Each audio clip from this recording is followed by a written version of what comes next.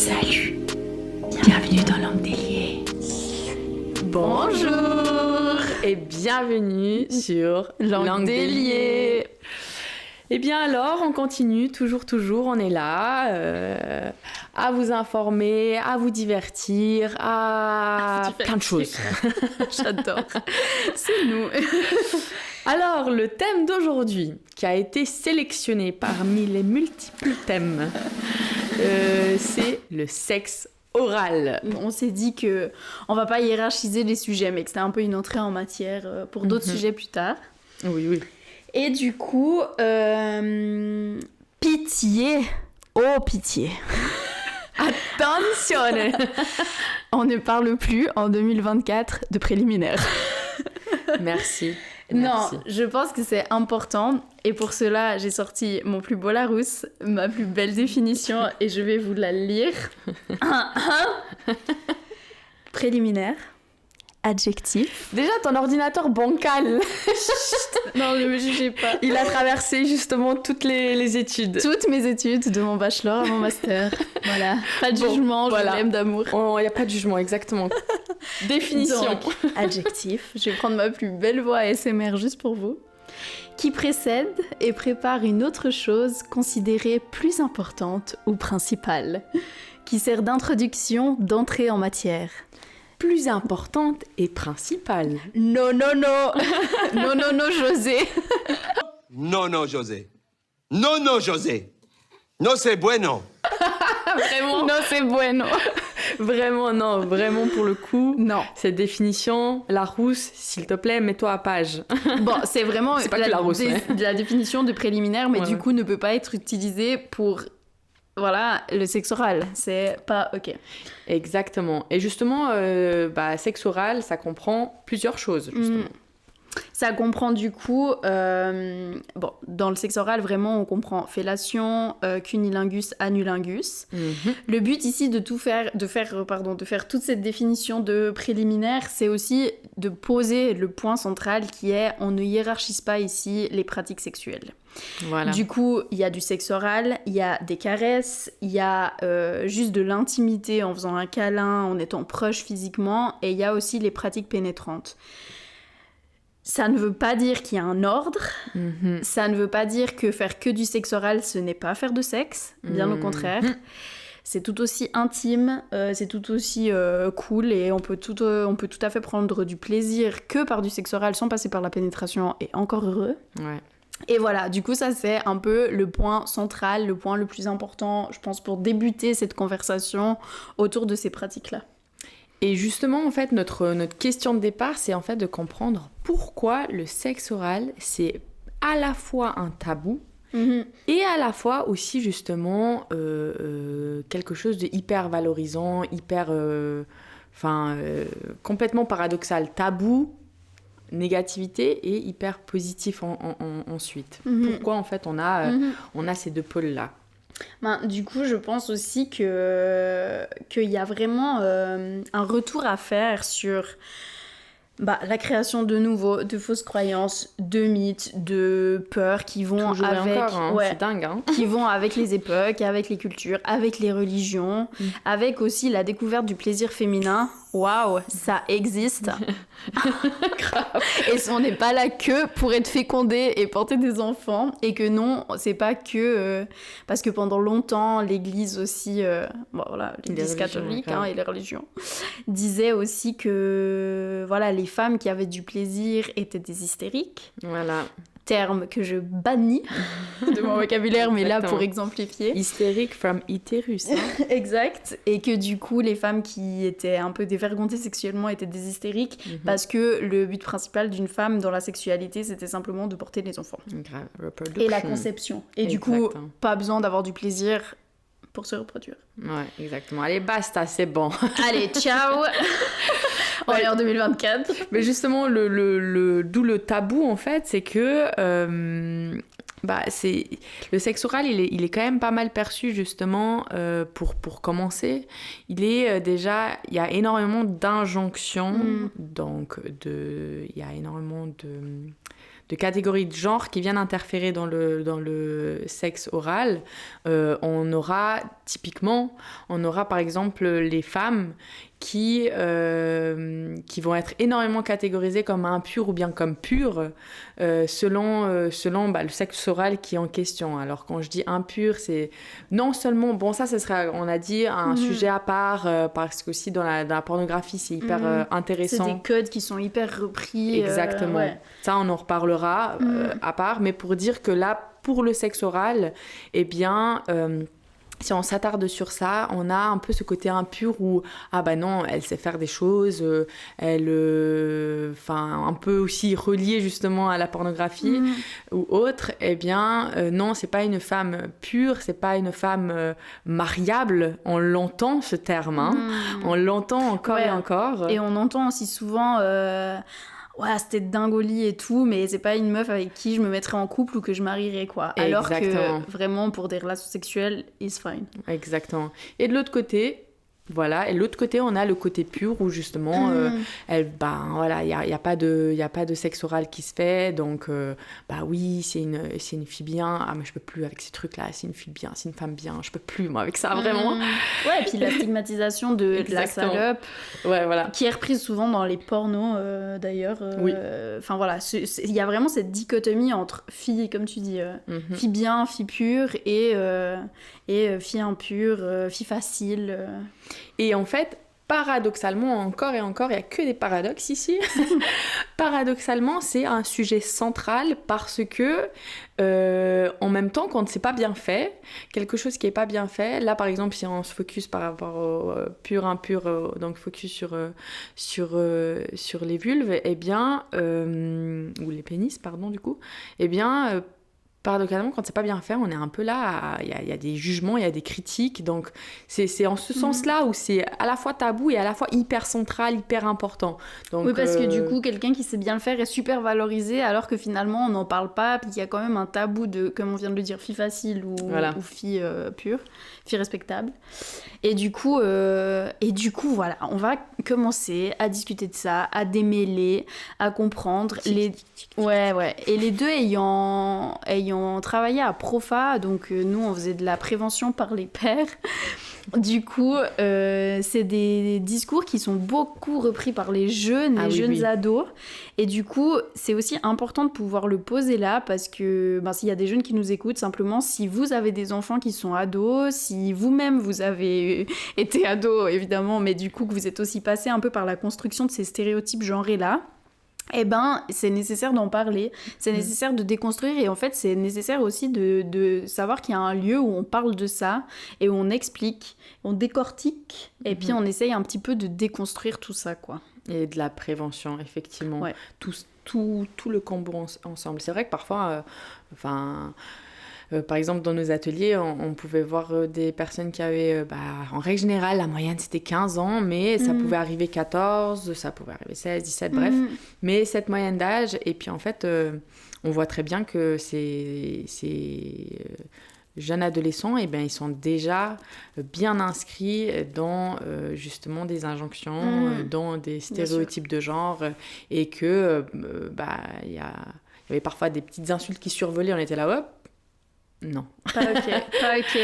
Et donc voilà, pour dire, dès que une jeune fille, elle parlait un peu plus des pratiques de sexe oral, c'était genre, enfin, c'était hyper, alors elle était la cible, pour le coup, elle était la cible, alors bon, nous on faisait notre travail, c'est-à-dire qu'on ne permettait pas ça, mais pour dire que ça arrivait, quoi.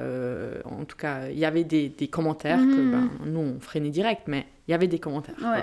Ouais, et puis ça peut être super dégradant, puis c'est surtout que c'était dans des âges là où ils découvraient la sexualité, puis qu'ils avaient leurs premières expériences, ou en tout cas leurs premières expériences aussi de couple, de relations un petit peu plus sérieuses, et puis du coup t'arrives avec ce bagage-là, t'es un peu paumé, tu sais pas, t'es peut-être allé voir un ou deux pornos pour voir comment ça se passait, parce que c'est un peu la honte des fois de pas savoir comment on fait, et puis en fait, est-ce que vraiment le porno c'est une bonne base à discuter, vraiment, en tout cas éducative. Voilà, c'est hyper bien le porno, hein. Mais c'est aussi empreint de plein de stéréotypes de genre, de plein de pratiques qui sont aussi pas anodines finalement. Et puis, mais bon, sujet à part. Revenons à nos moutons. Nous, on aime trop la pornographie, ça va pas, là. On a fait notre travail de fin de... Ah oui, c'est vrai. De sexo, là, avec ça. Ouais. Bah, pas seulement sexo, mais on s'est connus, justement, on vous a expliqué. D'ailleurs, n'hésitez pas à nous suivre sur Instagram et TikTok, petite note, où, justement, on faisait un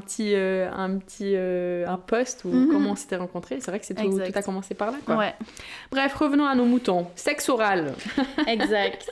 Du coup, je commençais par dire que c'est influencé par les cultures, les religions et tout ça. Et c'est vraiment important de repartir de là parce que il y a plein de choses qui restent un peu dans comment tu dis, dans l'imaginaire.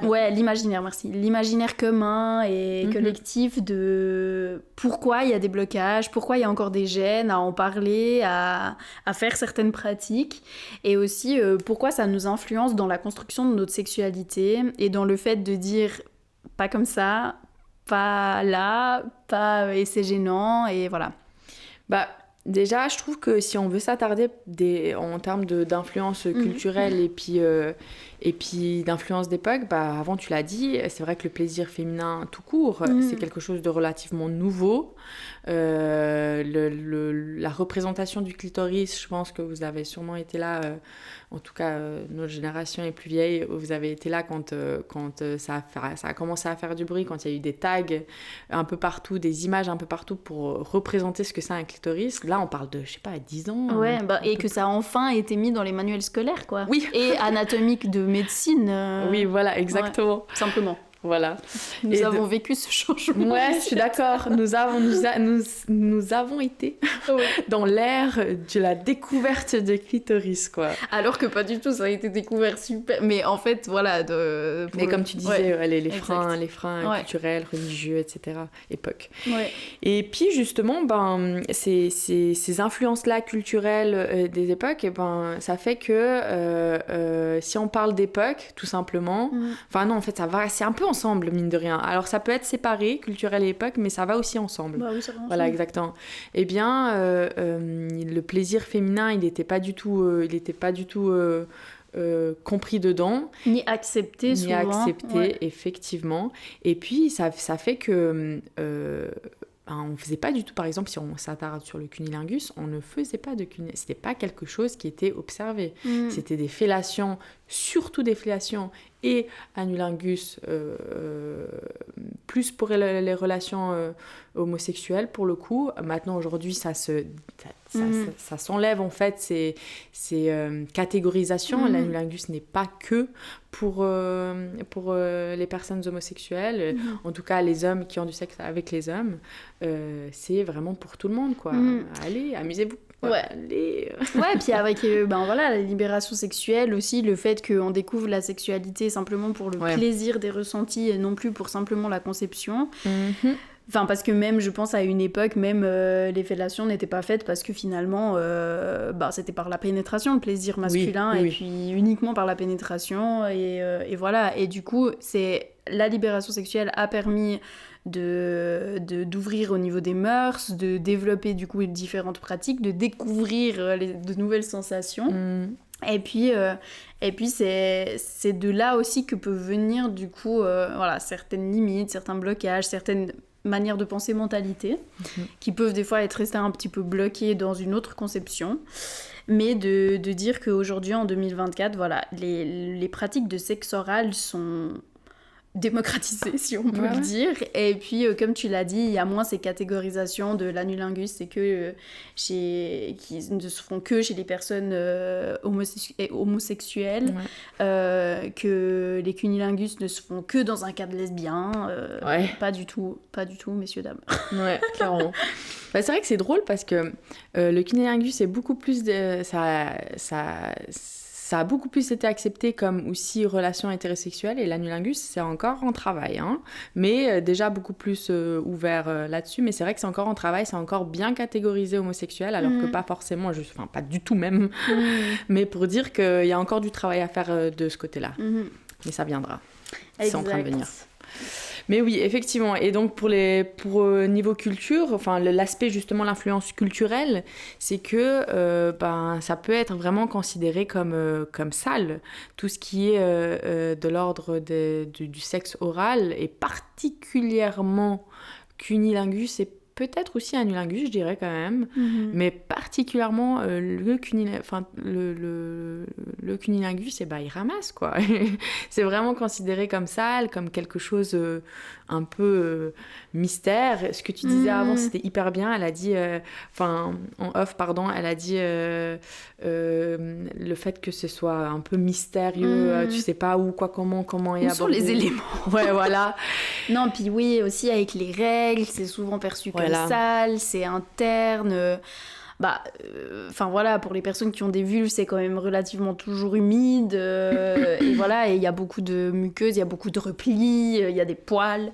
Voilà. Mais comme sur un sexe finalement qui est masculin, il y a des poils, il y a des replis, il y a des zones molles, il y a des zones plus dures. Mais comme ça a été souvent méconnu, mal documenté, la vulve et le plaisir et le clitoris et tout ça, forcément ça reste un côté un peu vagin à dents, qu'on disait dans le... ça va me mordre. Ça allait justement sur la culture cinématographique, c'est-à-dire que le nombre de films où le vagin est représenté comme un... Les gens quand même. Non, vraiment. Et donc voilà, tout ça nous influence, évidemment, nous influence énormément. Et puis, et d'ailleurs, je voulais rebondir sur l'aspect culturel parce que je pensais à autre chose, mais c'est tellement parfois catégorisé et hiérarchisé, justement, et là on va aussi faire le lien avec le terme impur, les injonctions, c'est que dans certaines cultures, on retrouve des personnes qui n'ont pas de sexe oral avec leurs femmes, par exemple des hommes qui ne demandent pas à leurs femmes de pratiquer exactement une fellation parce que le mari aurait l'impression de pas respecter sa femme et que pour pallier à ce manque-là, du coup, le mari va visiter les travailleurs du sexe et puis demander de leur service, quoi. Et c'est intéressant. Là, je vous parle vraiment d'un travail d'une chercheuse, malheureusement, je ne me rappelle plus de son nom, mais d'une chercheuse qui avait fait un travail dans un pays hors Europe, quoi.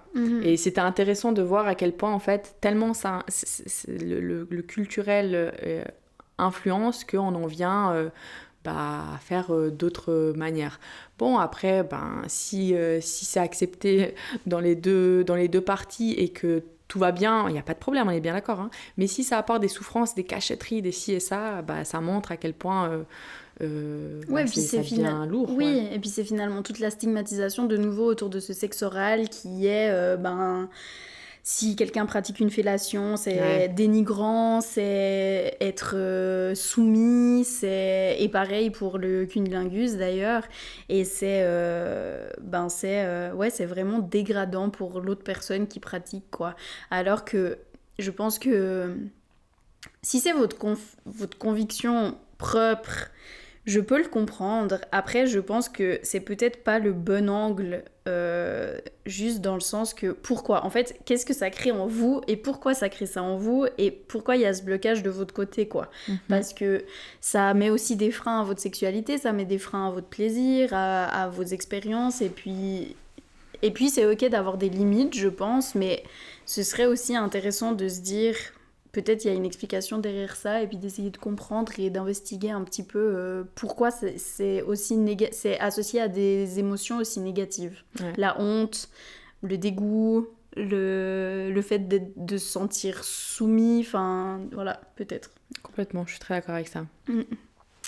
Et puis du coup, vu qu'on parlait de ça, je pense que voilà, aussi de réfléchir autour du consentement et de la communication autour de ces pratiques-là, c'est assez intéressant. Inévitable, inévitable. Justement, en fait, comment on peut aussi, quand on parle de sexe oral, c'est justement hyper important de parler, ça va de soi avec le consentement. Alors pas que sexe oral, on est bien d'accord, hein. Mais pourquoi en fait là spécifiquement sexe oral, c'est parce que souvent en fait on on pense que, bah voilà, si admettons, on a des personnes qui veulent justement aboutir à un rapport sexuel, eh bien déjà, on pense que bah, ça va de soi d'avoir du sexe oral, alors que pas forcément. Comme inversement, on peut avoir du sexe oral sans forcément avoir un sexe pénétratif, justement, un rapport pénétratif, pardon, un sexe pénétratif. Voilà, super. Un rapport pénétratif. Et pour certaines personnes, c'est aussi beaucoup plus intime, le sexe oral, justement. Et puis, ils n'ont pas forcément envie d'offrir leur partie intime en contact avec la bouche de manière comme ça évidente. Donc, c'est vrai que c'est toujours bien de demander est-ce que ça te va si je descends un peu plus bas? Est-ce que c'est OK pour toi? Et puis, avoir... quelles sont les réponses en conséquence, quoi. Bon, je pense qu'il y a beaucoup d'éléments importants que tu viens de nommer. C'est que déjà, comme on l'a dit au tout début, le sexe oral n'est pas juste là pour préparer les rapports pénétratifs. C'est des pratiques sexuelles en soi. Souvent, tu sais, dans les un peu teen movies comme ça aux États-Unis, il y avait les bacs de chasteté dans certains collèges. Tu te rappelles de ces films un peu? Et où toutes les pratiques étaient OK. Non, mais pardon, là je fais une anecdote. Loin, là, j'adore, j'adore. Je fais anecdote, you know. Non, j'adore. On adore les trucs là, hyper américains, Non, du coup, les chastity rings dans les sororités. Chastity rings. Non, ça c'est pas une chastity ring. C'est pas non plus. Mais du coup, où toutes les pratiques étaient OK, juste pas la pénétration vaginale, pour ne pas perdre sa virginité en tant que personne à vulve. Et du coup, c'est très drôle parce que tout y passait, même le sexe anal, pénétratif. Et c'est quand même fou de se dire que cette centralité du rapport pénétratif par le vagin, alors que finalement, pour moi... Le sexe oral, c'est presque plus intime, comme tu le disais, où c'est vraiment un contact... il faut être à l'aise avec soi, avec l'autre. C'est vraiment un contact de bouche à génitalité qui est particulier, quoi. Complètement. Et du coup, ça me fait trop rire toujours de penser à ces films où finalement tout y passe, juste pas ça. Et puis finalement, quand ils perdent leur virginité, vu que tout y est déjà passé, bon, c'est un peu, floppy flop de yes. Finalement, on a tout fait, alors que clairement, on avait déjà fait le 90% de la sexualité, quoi. Exactement, en fait, c'est ça. Mais ça comptait pas. Le sexe oral en tant que tel, comme a dit, c'est une pratique sexuelle. Et pour une personne justement qui perd la virginité, eh bien, le sexe oral, ça va être ça qui va faire que, on est plus puceau de relations sexuelles, enfin pour dire quoi, c'est pas forcément la pénétration et pas du tout même. Faire du sexe oral, c'est être actif sexuellement. Voilà, point. Voilà, et il y a des risques, on en parlera à la fin de l'épisode, on va faire juste une petite partie prévention, mais voilà, il y a des risques avec le sexe oral, quoi. Beaucoup de risques d'ailleurs. Complètement. Beaucoup d'infections peuvent se transmettre juste par sexe oral. Mais... Wrap it up, on revient à nos moutons. Wrap it up, hey, like it. Mais du coup, oui, je pense aussi que, on parle de consentement, donc évidemment, comme tu le disais, que ce soit OK. On reviendra au concept de réciprocité aussi, mais avant ça, je pense que c'est aussi hyper intéressant de pouvoir communiquer autour de la manière dont le sexe oral est fait et pratiqué, parce que... c'est pas une chasse au trésor. Hein. Ouais. Non, mais bien sûr. Et d'être capable de dire, plus fort, plus doucement, plus à gauche, plus à droite. Exactement. En me touchant aussi avec tes mains. Voilà. Là, on a le bouquin quand même, Jouissance Club, qui est bien documenté. Et puis c'est vrai, il faut vraiment pas avoir peur de se dire... comme tu dis, plus à droite, plus à gauche. Et on peut parfois aimer certaines choses à un moment, et puis finalement, en fait, plus après 2 semaines ou plus après, peu importe. Et puis que ça change. On est toujours en constante évolution, tant corporelle que psychique. Et il y a des choses qui restent et des choses qui changent. Voilà. Et donc, de vraiment pas hésiter à communiquer en ce sens-là, à faire comprendre à son ou sa partenaire, ses partenaires, que ce soit pour une nuit, on est bien d'accord, hein, que ce soit pour une nuit ou pour 30 ans ou pour à vie, c'est aussi dur pour l'autre personne, quoi. L'autre personne, peut-être que... Enfin, chaque personne est différente, corps, voilà, exactement. Ouais. Donc, ça va jamais forcément être pareil, justement, pour tout le monde. Et c'est aussi dur pour l'autre personne parce que, on a tous envie de faire plaisir à son ou sa partenaire. Et si on peut pas le faire parce que, par manque de communication ou par... Peu importe, c'est un peu dommage, quoi, parce que la sexualité, c'est l'épanouissement. C'est un moment qui est, en tout cas, censé, on se comprend, être gorgé d'épanouissement, quoi. Ouais. Voilà, exactement. Oui, et puis je pense que finalement, je trouve quand même que c'est assez sexy de pouvoir dire... mais oui, de demander, mais qu'au moins, ça crée du plaisir, quoi. Quitte à le faire, autant le faire bien, parce que sinon, il n'y a pas réellement de but aussi. Exactement. Et du coup, et je crois que, il n'y a rien de plus sexy d'entendre murmurer « Ah oui, j'aime ça Je vais être prise dans Pornhub, mais... mais voilà, vous m'avez compris. Mais oui, alors voilà, le sexe oral, ça contribue vraiment au plaisir. Oui. Et puis, moi, personnellement, je pense que beaucoup de gens vont se reconnaître là-dedans. Oui, bien sûr.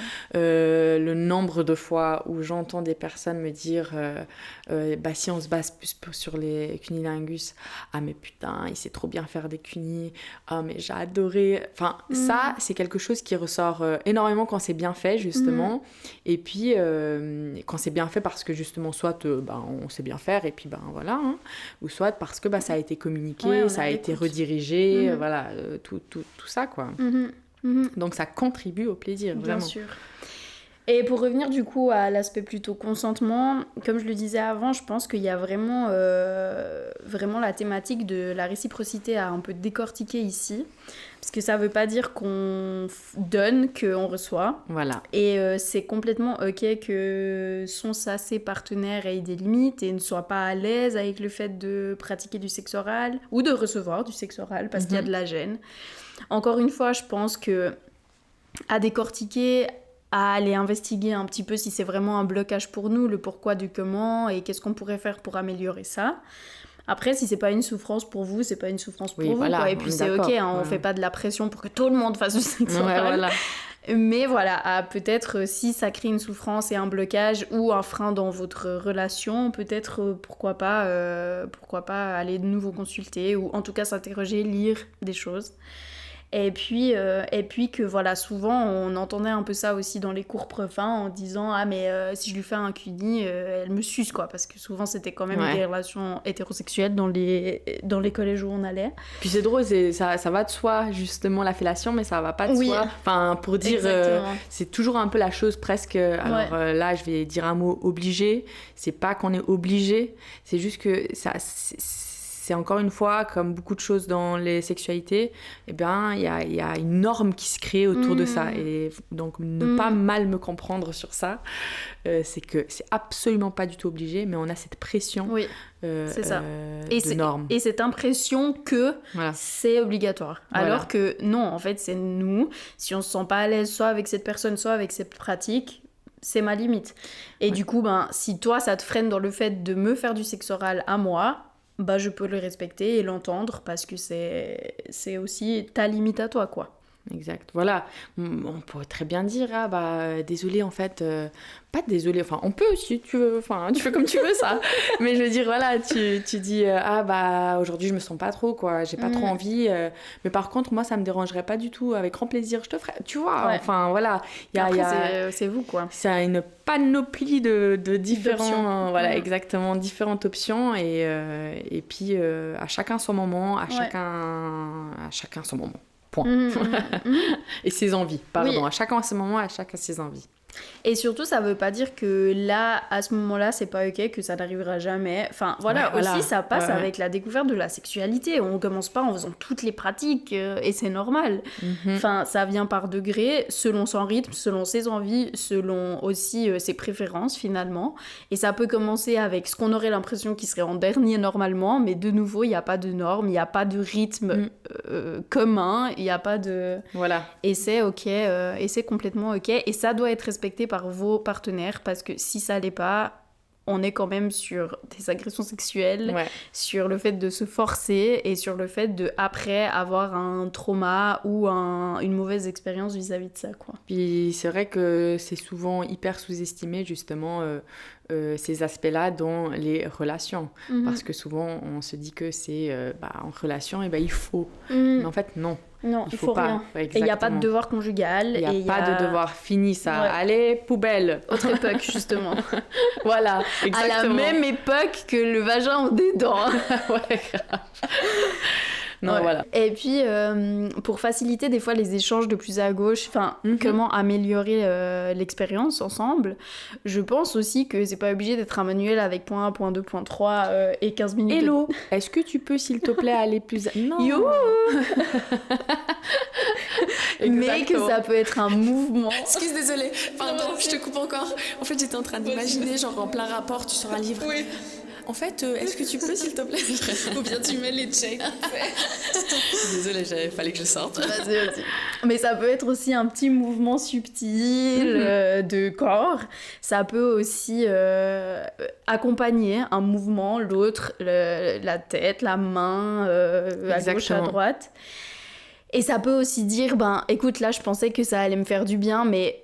Maintenant, je suis trop dans ma tête, je suis plus dedans, on n'arrive pas, et puis c'est complètement ok, et puis j'ai pas envie que ça en devienne un mauvais moment pour autant, mais viens, on met sur pause, et c'est quelque chose qu'on peut reprendre plus tard ou pas. Et, voilà. Et c'est aussi ok, comme on le disait avant, chacun a son corps, chacun a ses préférences, il y a des gens qui aiment plus comme ça, il y a des gens qui aiment plus comme ça, et du coup, c'est normal aussi de guider ses partenaires, quoi. Voilà, et c'est même mieux. C'est même mieux, oui, parce que finalement, autant kiffer, quoi. Simplement, voilà, fin de l'épisode. Allez, ciao. Et juste pour terminer sur ce point un peu du consentement et de la communication, je pense que c'est aussi important de rappeler que le sexe oral, il est pas que là non plus pour préparer à la pénétration, pour servir soit d'excitant, soit de lubrification finalement, et que du coup il n'y a pas un schéma classique de cuni, fellation, pénétration, bonne nuit, au revoir, bonne journée. Et du coup, que non, ça peut être des moments, on peut faire des pauses, on peut revenir à du sexe oral alors qu'il y a déjà eu un petit moment de pénétration, on peut faire que du sexe oral, on peut faire que de la pénétration. En plus, c'est une fausse croyance de penser que sexe oral est égal à lubrification. Oui. Déjà, on peut tout simplement avoir beaucoup de désir sans forcément avoir d'excitation, sans forcément avoir de lubrification. Bien sûr. Et puis, on peut faire plein d'autres stimulations sexuelles autres que le sexe oral pour avoir de l'excitation. Voilà, donc au final... Et voilà, et c'est que ça sert pas que à la centralité de la pénétration. Voilà. C'est aussi essayer de déconstruire un peu cette idée de... Et puis ça vous permettra aussi, l'épisode passé, on parlait de désir, d'entretien, de sortir des schémas. Si vous êtes fonctionnellement que dans un schéma mécanique comme ça, où c'est ça, puis ça, puis ça, puis fin, ou plus encore un truc... forcément que c'est un petit peu dur c'est une routine qui s'installe aussi. Et puis du coup, je lui ai fait sa fellation, je sais que j'ai mon cuni qui va suivre, ou je lui ai fait sa fellation, il va me faire une fellation, va y avoir pénétration, voilà, dans toutes les sortes de relations, quoi. Nous ne sommes pas des robots, mais des humains. Voilà. Allez, mais lâchez-vous surtout. En fait, c'est vraiment, lâchez-vous, faites-vous kiffer, sortez de vos têtes, on n'est pas en 1960, tu sais. Kiffez votre moment. Kiffez votre moment. Voilà, là c'est vrai qu'on parle, on est en Suisse, donc on parle aussi avec, comme on a Bien dit, sûr. le premier épisode, et on le répète parce qu'il est hyper important. Mathilde l'avait dit, nous sommes situés, tout le monde est situé, qu'on le comprenne bien. Donc là on est en Suisse, on parle avec justement nos propres constructions de où on a grandi. Évidemment que c'est pas forcément comme ça partout, et puis voilà, pas de pression à kiffer. Voilà, exactement. Mais c'est quand même cool. J'adore. Exactement. C'est bon. Du coup, tu voulais on voulait aborder un autre point, je pense qu'il est assez important. Et justement, on parle un peu de rediriger, dire, communiquer, et c'est vrai que on parlait avant du thème aussi un peu hygiène et en fait comment aborder l'hygiène avec l'autre, quoi. Comment si admettons, je pense que ça peut arriver clairement qu'il y ait des odeurs, des sécrétions, et en fait comment parler de ça avec sa ou ses partenaires. Je pense que déjà de réussir à communiquer, ça peut ne pas être facile, surtout sur ces sujets où il peut y avoir de la vexation, l'impression que voilà, ça peut être un peu la honte, quoi. Mais déjà de comprendre que déjà tout ce qui se passe est naturel. Voilà. À part si vraiment vous avez, pour les hommes et les femmes, des écoulements vraiment différents d'habitude, c'est peut-être signe d'une infection ou d'un problème, donc à voir. Mais voilà, chez les femmes, il y a pas mal de pertes différentes. Chez les personnes à vulve, il y a pas mal de pertes différentes. Il y a les règles, il y a aussi des sécrétions. Je pense que d'être à l'aise avec ça, déjà, c'est un travail. Parce que ça change tout le temps, ça change... je vais parler personnellement, mais moi, ça change aussi selon mon stress, selon mon cycle. C'est hyper la nourriture. dépendant. La nourriture, exactement. Énormément. Et chez les hommes aussi, ça change avec la nourriture. L'hygiène, de toute façon, est là. Il y a aussi des questions de circoncision ou de non-circoncision qui jouent un rôle. Je fais juste une mini parenthèse, donc je pense qu'on va toujours le répéter un peu, mais quand on parle d'hommes, femmes, on entend par là donc astérix, c'est-à-dire les personnes qui s'identifient comme hommes et les personnes qui s'identifient comme femmes. Je voulais juste le répéter. Oui, merci. Et du coup, oui, ça peut être un petit peu délicat, mais comme tu me disais avant en off, c'est vrai que ça peut être par des petites propositions subtiles en disant, viens, est-ce qu'on passerait pas vite fait à la douche avant, ou exactement. Voilà, ou simplement se dire. Mais c'est vrai que je me mets en situation et c'est vrai que c'est quand même délicat. On va pas se mettre Non, c'est hyper délicat. Là, on parle comme si c'est facile. Ouais. Non, c'est pas facile. C'est délicat. Donc, une des propositions qu'on peut donner, c'est effectivement, viens, s'il y a une douche, parce qu'encore il faudrait avoir la douche. Mais voilà, viens, on se prend une douche ou finalement je me sens pas très bien, et parfois c'est vrai que ça arrive et que ça se passe, encore une fois on n'est pas du tout tous parfaits et parfaites, les choses elles sont aussi, ça peut ne pas déranger aussi, certaines odeurs, ça dépend en fait, c'est aussi selon les sensibilités, exactement. Donc ça va vraiment être du cas par cas, quoi. Mais pour dire que si une fois vous aviez envie de dire quelque chose mais que vous n'avez pas osé, il y a en tout cas l'option, une parmi sûrement plein d'autres, l'option 1 qui dit viens, on va se faire une petite douche, quoi, tu vois. Et puis si vous sentez d'en parler ensuite en disant j'ai adoré le moment qu'on a, après il faut aussi mettre les formes, mais j'ai adoré le moment qu'on a passé, mais c'est vrai que de trouver les mots et de dire c'était pas super agréable pour moi parce qu'il y avait quand même une odeur de fin de journée ou je ne sais quoi, et de dire mais la prochaine fois, et si on faisait ça à un autre moment, ou si on allait effectivement se doucher avant, ou Et donc c'est vraiment pas signe de mauvaise hygiène. Oui. Alors oui, ça peut arriver, on va pas mentir, ça peut arriver, mais c'est souvent influencé par des événements autres. Ouais, et puis je voulais aussi dire quand même, pour les personnes à vulve, souvent il y a aussi chez les jeunes beaucoup ces questions de pilosité et tout ça qui sont un peu dans la stigmatisation. Et donc on est dans une ère où il faudrait que ce soit épilation complète, et déjà les poils ont une fonction physiologique, c'est de protéger, donc que ce soit des poils sous les bras, les poils au niveau de la génitalité aussi, de la vulve.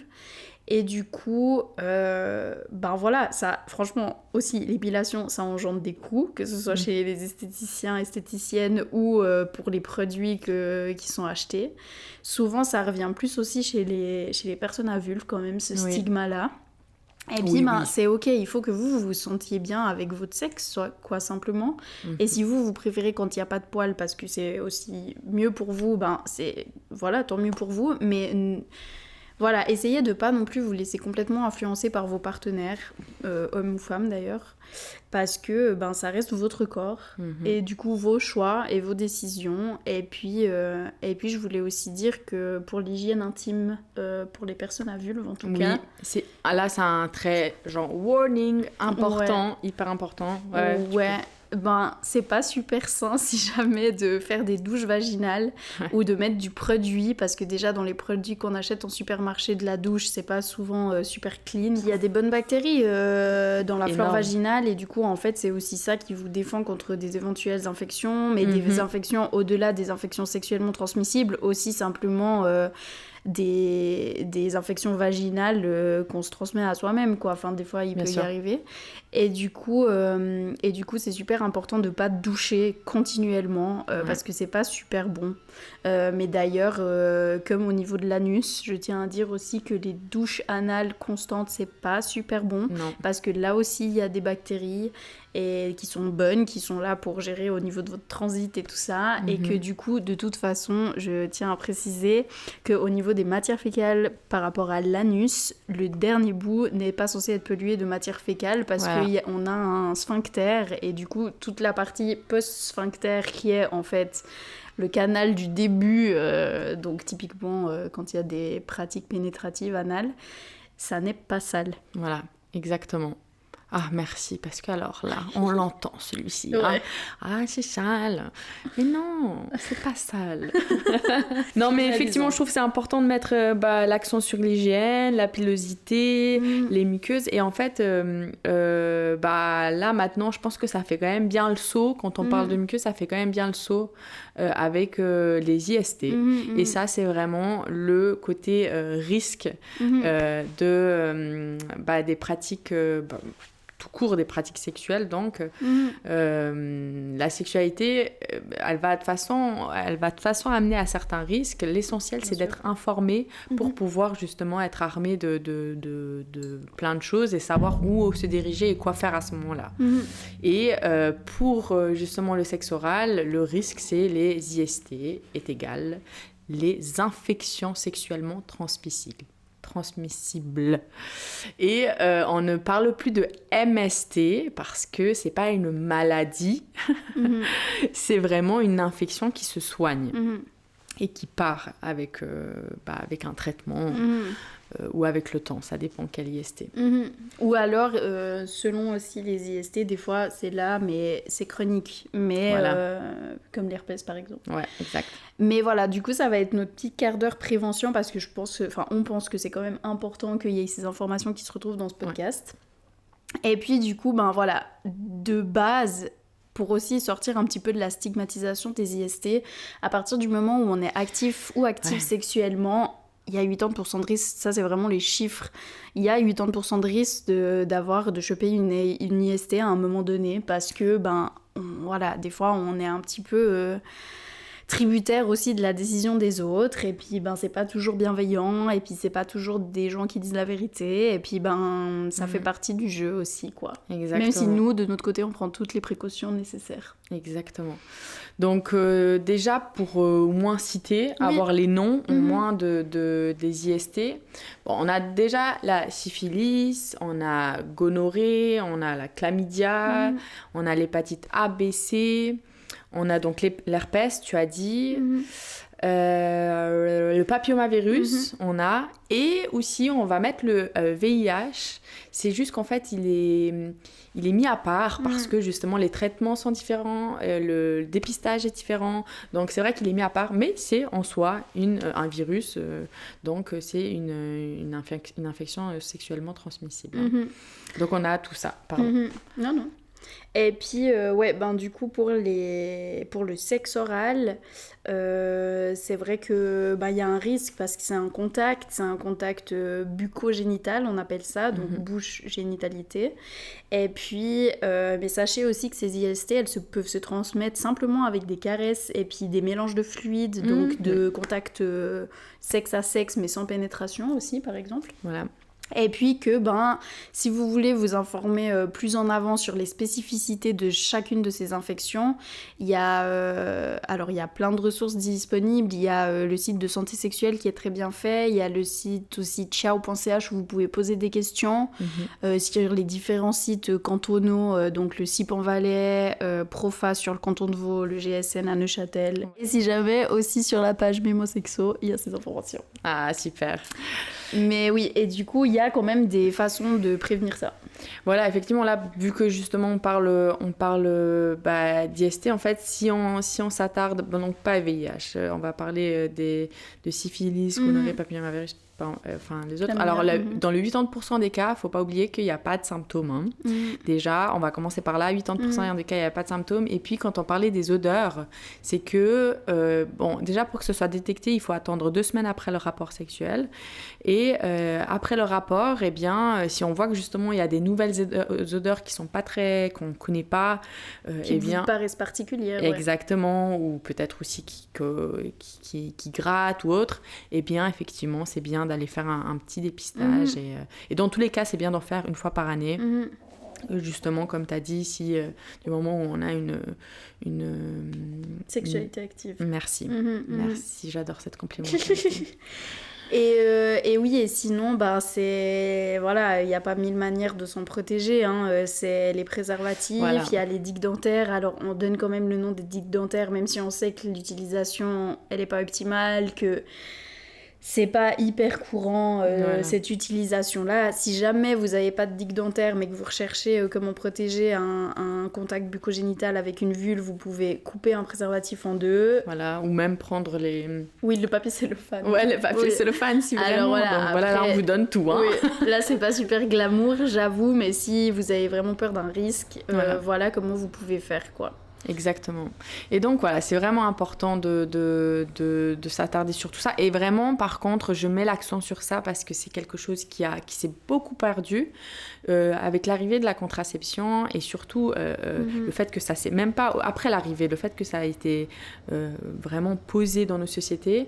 Alors, ça a du positif énormément en termes d'histoire et l'histoire du féminisme, mais c'est aussi, il y a aussi beaucoup négatif, d'aspects négatifs là-dedans. Bon, hormis le fait qu'il y a tout l'aspect hormonal, etc., ça, on s'attardera une prochaine fois. Et bien aussi,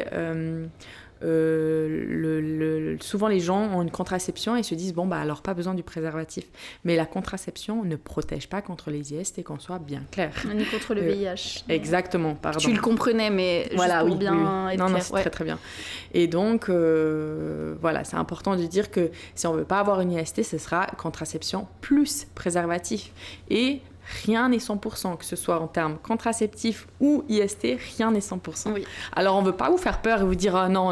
Non, c'est pas ça le but. Le but, c'est vraiment de vous donner des informations et que vous sachiez quoi faire avec, quoi. Oui, et puis c'est que vous puissiez aussi vivre votre sexualité de manière informée, épanouie, positive, et puis voilà, mais aussi pour prendre soin de votre santé tout simplement, parce que malgré que ce soit pas stigmatisant, c'est embêtant, c'est prendre des traitements, c'est devoir aller à des rendez-vous médicaux, voilà, forcément ça met un peu un frein au côté fun de la sexualité, quoi. Mais voilà, mais c'est ok, hein. Complètement d'accord, mais ouais, au contraire, c'est l'information qui permettra d'avoir du fun. Exactement. Donc sortez couverts. Exact, voilà. Alors voilà un peu, pour conclure ce sujet, cet épisode sur le sexe oral. Faites du sexe oral si vous en avez envie.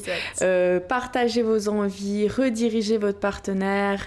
Et voilà quoi, juste soyez safe au maximum et on reste évidemment disponible pour toute question, on reste là pour vous rediriger sur d'autres ressources, enfin voilà, on est vraiment là pour ça, donc profitez-en.